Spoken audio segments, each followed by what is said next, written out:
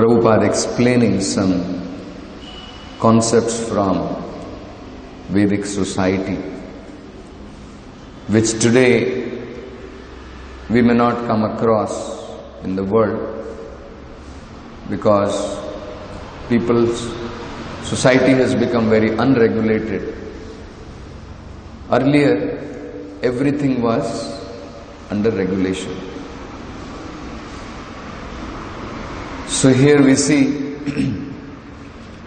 she is requesting her husband and expressing her opinion that she wants to have progeny, she wants to have children. And because of that, Kashyapa should satisfy her desire and beget children in her. She is saying, our well-wishing father, Daksha, after knowing our intentions, handed over 13 of his daughters unto you, and since then we have all been faithful. So Prabhupada explains in the purport that even in the Vedic society, even though actually the girls were not allowed to choose their husband like that, but they could express their opinion not directly to the father. They were shy to express that to their father, but they could express through someone more elderly like grandmother, to whom they had much better relationship and they could express more freely. The father would pick up the opinion from grandmother like that, and then accordingly he will hand over the daughter to a suitable person.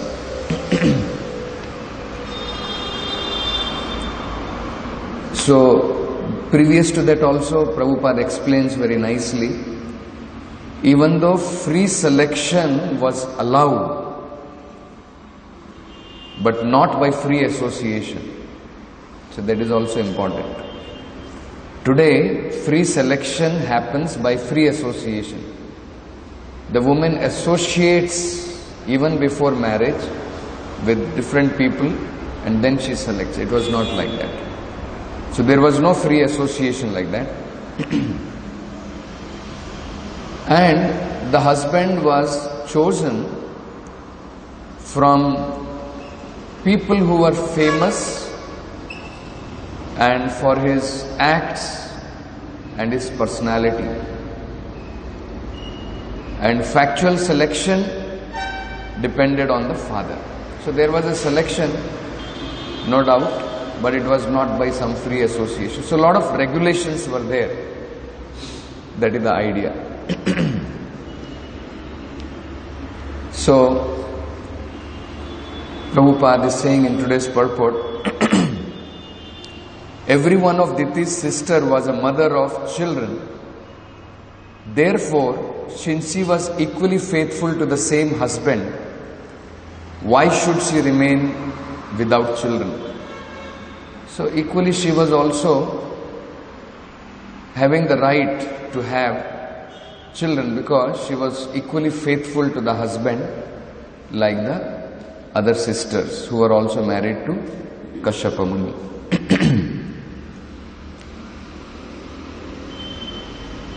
And then in the next verse, Prabhupada explains, she knew that it is quite possible that her request might be rejected because of untimely situation. First of all, Kashyapa Muni was absorbed in trance, he was absorbed in his meditation. And then the timing was not proper. That timing, it is considered to be the timings of demoniac people. So we will see later on that because of this untimely act of Diti forcing her husband at that untimely time would result in a demon being born to her. So that also we will see. But later on she apologizes and she is very regretful, and then she is blessed by Kashyapa Muni saying that, do not worry, even though a demon will be born, later in the same family you are going to have a great devotee. So Prahlad Maharaj will be later on born in the same family, in that Asuric family of Hiranyakashipu. So that also we will be seeing. So here we'll try to understand about the importance of Vedic regulations, what were given in the Vedic literatures as regulations, how they are so important in human form of life. So Prabhupada first of all explains that in animal life there is no question of regulation at all. In animal life, regulation comes naturally as arranged by nature. Say for example, there is a breeding season. You will not find dogs having sex untimely in that sense. When there is a breeding season, then they get the desire and then they try to have intercourse. Whereas in human life, there is no such breeding season.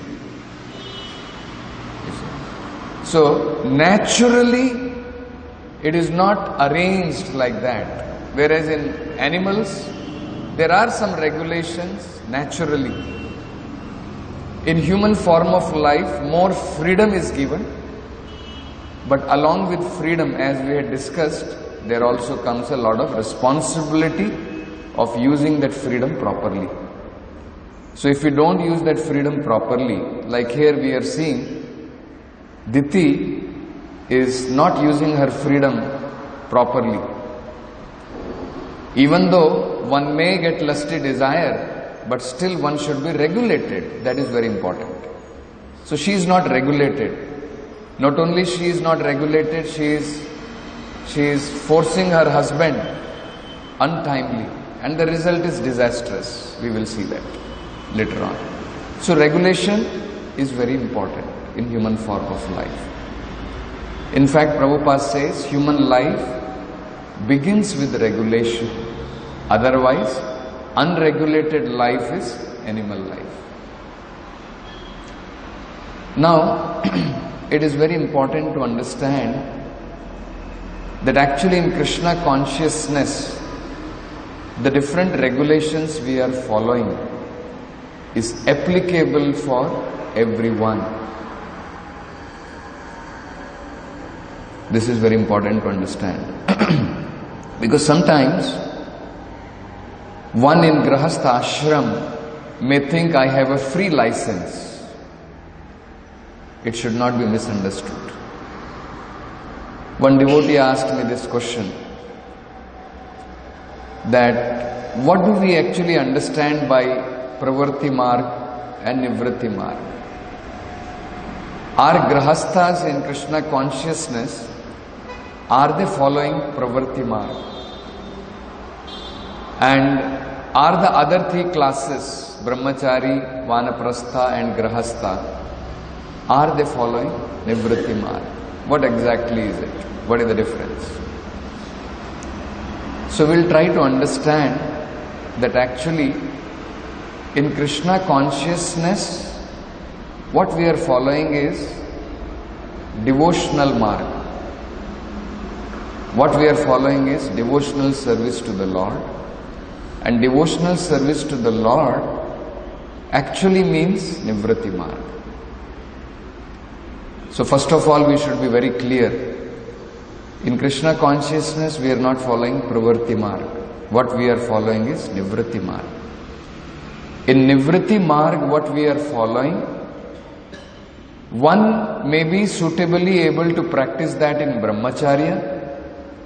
One may be suitable, another candidate may be suitable to practice the same Nivritti marg in Grahasthashram, another in Vanaprastha, in Sannyas, or it could be from one to another, gradual. One may practice Brahmacharya, then take to Grahastha, then take to Vanaprastha, and then take to Sannyas. So, there is no such question of that in Krishna conscious life we are adulterating, mixing with Pravritti Marga. That should be very clearly understood. With the same detachment spirit, a person enters into Grahastha ashram with regulated understanding of the only difference is in Brahmacharya life, there is no question of sex life. Actual Brahmacharya means not even thinking about sex life. Of course, that may not be possible or that may not be very practical in today's life. But actually, Prabhupada explains Brahmacharya means not even thinking, not even discussing, forget about indulging. That is completely different. So, to whatever different extent we can follow Brahmacharya principles, we are following with the spirit of detachment. So, in Brahmacharya life, there is no question of even thinking about sex. So, over a period of time, when the person has become trained in Brahmacharya life, if required, he can act, he can get into Grahastha life with the same spirit of detachment, with certain regulations. So only in Grahastha life there is a license, and the license is only for procreating a child. It is not for sense indulgence.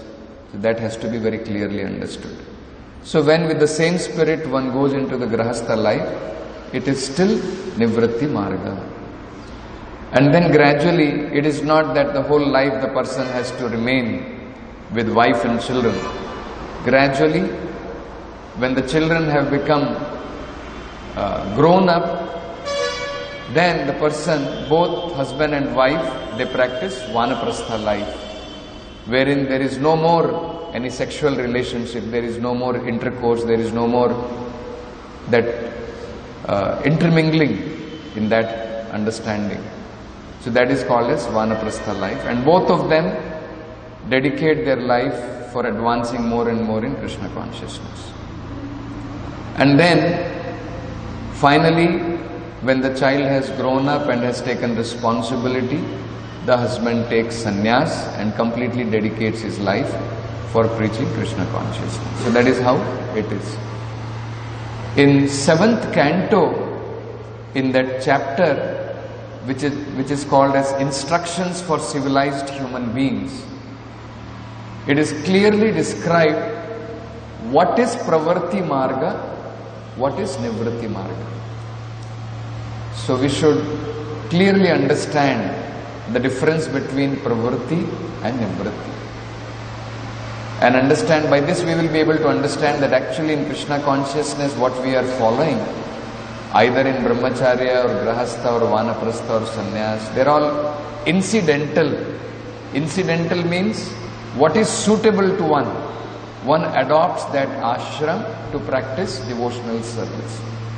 So that may vary from person to person. Just like if we think to enter into Grahastha ashram is Pravritti Marga, then we are mistaking, because great personalities like Prahlad Maharaj, he was also Grahastha.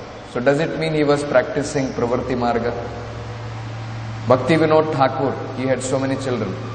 Does it mean he was practicing Pravritti Marga? Yudhishthir Maharaj, Pandavas, all of them were Grahasthas. So first of all, we should not have that misunderstanding, thinking that Grahastha life means free license for sense enjoyment. Sense enjoyment is Pravritti Marga. Giving up sense enjoyment is Nivritti Marga. That is the whole understanding. So that is the difference between Pravritti Marga and Nivritti Marga. So having children is not called Pravritti Marga. Of course, Diti is not Diti and Kashyap. Prabhupada will explain further. He was a great yogi, but he was not a great devotee of the Lord. That's why even though Diti expressed her desire in untimely manner, if he was a devotee, he could have rejected that this is not a proper time to satisfy your desire. This is not a proper reason to satisfy your desire. So, Kashyapa Muni, even though he was a great yogi, he was not a great devotee like Vidura, Prabhupada explains. Vidura was a great devotee of the Lord. Kashyapa Muni was a great yogi as such. So there is a difference between them. He became overwhelmed by the desire to satisfy the desires of his wife. So, when this is happening, this may be taken something like, yes, they were following Pravritti Marga, trying to satisfy their desires. But of course, we also know Kashyapa Muni is also a progenitor. He is also a Prajapati. So he is also given the task of increasing the population in that sense. And this will also act as one of the part of the Leela of the Lord, where the Supreme Personality of Godhead's Leela appears as Nrsimhadev. You see, because of Diti having that son, demoniac son, Hiranyaksha and Hiranyakashipu, the Lord had to appear as Varahadev and as Nrsimhadev. So this also is a part of, one of the part of the Leelas of the Lord in that sense. So this is all meant to give us a lesson and an understanding about how we have to conduct our life in different situations. That is the understanding. So Prabhupada in every purport makes it very clear. Every purport has to be understood very clearly. That's why we find in every purport, Prabhupada gives a different point, which is very important. Like in the earlier purport, Prabhupada gave a very clear understanding. Diti was not exactly lustful. Diti was planning to have that intercourse because she was desirous of having a son. But she was not very learned. She did not know. And she became overpowered by that lusty desire. Without having lust, there is no question of begetting a child. First of all, we should understand that. Isn't it? So, there is no question because that lust is automatically included in that. Krishna, otherwise, why should he say in Bhagavad Gita, Dharma aviruddho kamo asmi? Kama, when it is applied properly, is Krishna. That has to be understood. Kama is not bad. Kama, irreligiously when it is applied, it is demoniac. Kama has its place. Everything has its place.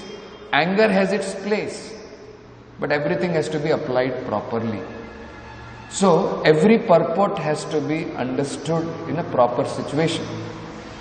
Here Prabhupada, just like he is explaining, that even in the Vedic society, even though there was freedom of choice, the girl could choose her husband, but not by free mixing.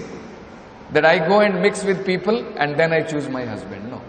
And ultimately the choice depended factually on father. And the choice was also not that I choose out of lusty desires. Oh, he looks little beautiful. From the body he looks very handsome. That was not the idea. Just like we see Kashyapa Muni, he was a great sage like that. And she is saying that all of 13s of the sisters were handed over to Kashyapa Muni. Why? It's not that it was decided by Daksha. They all expressed their desire that they wanted to get married to such a great personality. So Prabhupada in every purport explains some very important aspect of Vedic society, of Vedic culture. That has to be understood properly. Isn't it? So, Pravritti and Nivritti are two different margas altogether. Prabhupada explains, Pravritti leads to bondage, Nivritti leads to liberation. So, in Krishna consciousness, there is no question of doing activities which will lead us to bondage. So, first of all, we should be very clear in our mind whether one is in Grahastha ashram, whether one is in Vanaprastha or Sannyas. That's why Chaitanya Mahaprabhu very clearly said, Naham Vipro na Chanarpatir Napi Vaishyo na Shudro. None of these things. These are all different situations in the society. One should take to the situation honestly, in which one can fit and practice the rules and regulation of that ashrama. Every ashrama has rules and regulations. That we should understand. Say for example, for a brahmachari to talk to a woman in a secluded place is not allowed. To think about a woman is not allowed. To discuss on this subject matter is not allowed. So, if one follows the principles of brahmacharya properly, then he is situated in brahmacharya. If one is not practicing, he is not situated in brahmacharya. Krishna says he is situated in mithyachar. Similarly in grahastha, if in grahastha life, if one is not practicing the rules and regulations of grahastha life, he is also mithyachari. That also has to be understood. Not that grahastha means, white dress means I have a free license to do anything. See, license also comes with a lot of rules and regulations. Say you have a driving license. Does it mean driving license means you can go with any speed you want? Driving license, does it mean that you can jump the red light and you can cross over? No. So similarly, Grahastha ashram has its rules and regulation. One should follow that rules and regulation. The rules and regulation of brahmacharya life may not apply here. Because in order to beget a child, if Grahastha ashram, if he thinks that I will just see my wife and I will be happy like this, then that is called Grahastha ashram. No. Grahastha ashram means, Prabhupada explains that there should be children. And for children there must be unification. But that has to be done with regulation. That is very important. So, if one is following the principles of Grahastha ashram, then also he is practicing Nivritti marga. He is not practicing Pravritti marga. But whether it is a brahmachari, if he is breaking the rules and regulation of brahmacharya, and one is in Grahastha ashram, and he is breaking the principles of Grahastha life, and he is freely associating with wife and with other women, all those things, that means he is also not practicing Nivritti marga, he is also practicing Pravritti marga. Pravritti marga is not defined by externals, it is defined by the goal which one is pursuing. That is very important. So, in 7th canto, what is Pravritti and what is Nivritti is very clearly defined. So there the definition itself is given. What is Pravritti marga? What is Nivritti marga? In 47th shloka, in 15th chapter, which is entitled Instructions for Civilized Human Beings.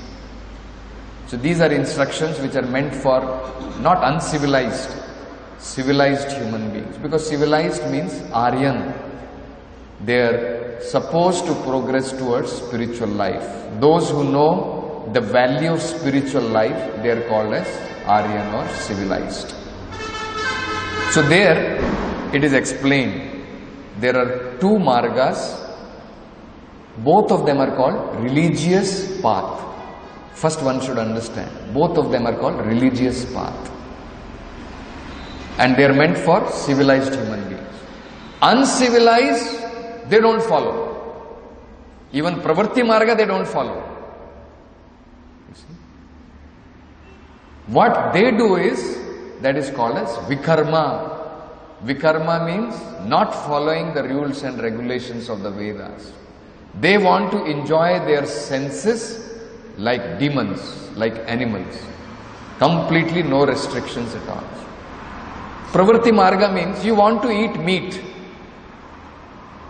You can eat meat, but follow the rules and regulations as given in Karma Kanda portions of the Vedas. Yes, you can offer one goat, you can take the goat to the temple and sacrifice it before goddess Kali, Durga. And then according to whatever rituals are involved, according to those principles, then you are entitled once in a month to eat meat. This is called Pravritti Marga. He has sensual enjoyment, but restrictions are given so that gradually he will give up those things. So, Pravartam cha Nivrittam cha Dvividham Karma Vedikam. Karma Vedikam, according to Vedic literatures, there are two types of activities. One is called Pravartim, another is called Nivrittim. Then,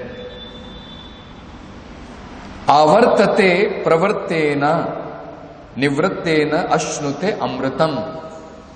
If you follow Pravritti Marga, what happens? Avartate. That means you get covered. You will not get disentangled. You will get entangled. Whereas, if you follow Nivritti, then Amritam. You are going towards liberation. So this is a simple definition of what is Pravritti Marga, what is Nivritti Marga. So we should not be having that misunderstanding that in Krishna consciousness, if we are in Grahastha life, if we are following the principles of, then it is a Pravritti Marga, it's a free license and we can enjoy whatever way we like. No. So, Prabhupada explains that according to the Vedas, there are two kinds of activities, Pravritti and Nivritti. Pravritti activities involves raising oneself from a lower to a higher condition of materialistic life. This should be understood. It is still a materialistic life. The goal is still materialism. Gradually from one standard of materialistic life to another standard of materialistic life will gradually inculcate detachment in a person. That is the whole idea. The person wants to enjoy material life and gradual elevation to heavenly planets. That is called Pravritti Marga. So different kinds of ritualistic processes are given, following which one may be elevated in the next life to heavenly planets. But then Krishna explains futility of this.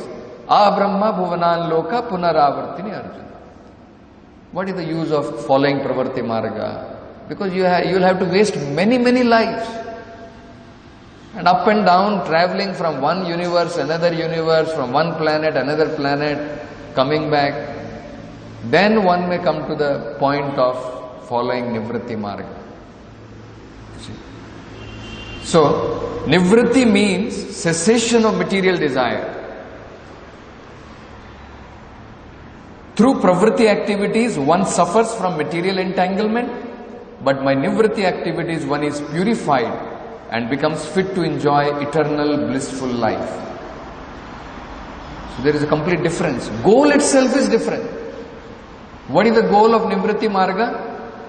To give up material desire. Maybe by regulation. You see, that should be understood. Goal is different. Pravritti Marga also regulations are there. Pravritti Marga also regulations are there. Goal is to be elevated to some better materialistic life. Spiritual life, one may be in Grahastha Ashram, one may be in Brahmachari, one may be in Sannyas. There are different rules and regulations. So there are restrictions. Just like in Grahastha life, one may have sex life, but under regulation for procreation. You see, that is the whole thing. But what is the goal of that? Goal is not to become entangled in that materialistic life. Goal is to have Krishna conscious children. Goal is to be elevated gradually to spiritual life. So, Through Pravritti activities, one suffers from material entanglement. By Nivritti activities, one is purified and becomes fit to enjoy eternal blissful life. And then Prabhupada says, Asuras, they don't follow either Pravritti or Nivritti. They have no idea what is Pravritti, what is Nivritti. They are unrestricted in everything. Their whole mechanism is everything moves whimsically for them. And they are thinking that the whole world is generated out of lust. So they are called as Asuras. They do not follow Pravritti or Nivritti. Pravrittim cha nivrittim cha jana na vidur asuraha. The Asuras, non-devotees, cannot distinguish between Pravritti and Nivritti. So this one should understand. Next shloka, it is made very clear, more clearly it is defined. What is Pravritti and what is Nivritti? So you can see the ritualistic ceremonies and sacrifices, Agnihotra Yagna, Darsha Yagna, Purnamasa Yagna, Chaturmasa Yagna, Pashu Yagna, Soma Yagna, by killing of animals and burning of many valuable, especially food grains, all these are all symptomized by attachment to material desires. This is Pravritti Marga. So where we are interested in doing all these things? We are interested in doing all these different kinds of Agnihotras and this and that. What is the idea? The idea is to be elevated to more better material life. Then, next shloka, it is described. Same thing. This is being described to Maharaj Yudhishthira. And then next to next shloka describes what is Nivritti Marga.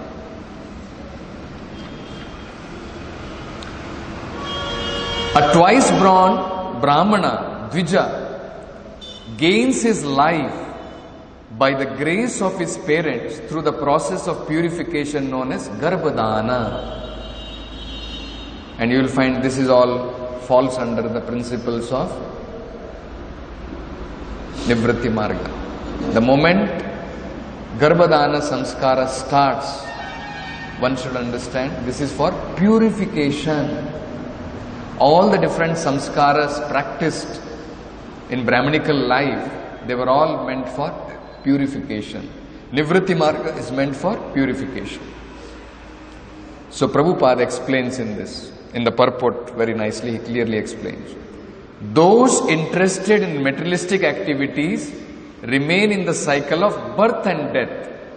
Pravritti Marga, or the inclination to stay in the material world, to enjoy varieties of sense gratification, has been explained in the previous verse. Correct? Previous verse, inclination to stay and enjoy materialistic life is called Pravritti Marga, but by following Vedic principles. Using the Vedas, trying to enjoy in the material world. Goal is not to get out of material world. That is called Pravritti Marga. Gradually is becoming elevated, but goal is to be elevated further in materialistic way of life. That is the definition of Pravritti Marga. Prabhupada is saying in this shloka, Nivritti Marga is described. And what is the description given? Description is given by the grace of the parents, the purification process of Garbhadana Samskara. So that means there is sex life involved. So sex life by itself is not Pravritti Marga. One should not misunderstand that. Prabhupada will explain. In this verse, what is described is Nivritti Marga, not Pravritti Marga. Nivritti Marga begins with purification. So Prabhupada is saying, now in this verse, it is explained that one who has perfect Brahminical knowledge rejects the process of elevation to higher planets and accepts Nivritti Marga. In other words, he prepares himself to go back to home, back to Godhead. So what is the goal of Nivritti Marga? What is the goal of Nivritti Marga? To go back to home, back to Godhead. Those who are not Brahmanas but atheists do not know what is the Pravritti Marga or Nivritti Marga. They simply want to obtain pleasure at any cost. Our Krishna consciousness movement is therefore training devotees to give up Pravritti Marga and accept Nivritti Marga in order to return home back to Godhead. So Krishna consciousness movement is not training people in Pravritti Marga. Do not misunderstand. If in Krishna consciousness Grahastha life is allowed, that is not for training you to become, Grahamedi in Pravritti Marga. Grahamedi is in Pravritti Marga. Grahastha is in Nivritti Marga. That has to be clearly understood.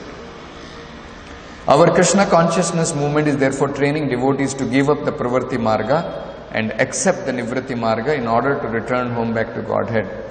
This is little difficult to understand, but it is very easy if one takes to Krishna consciousness seriously and tries to understand Krishna.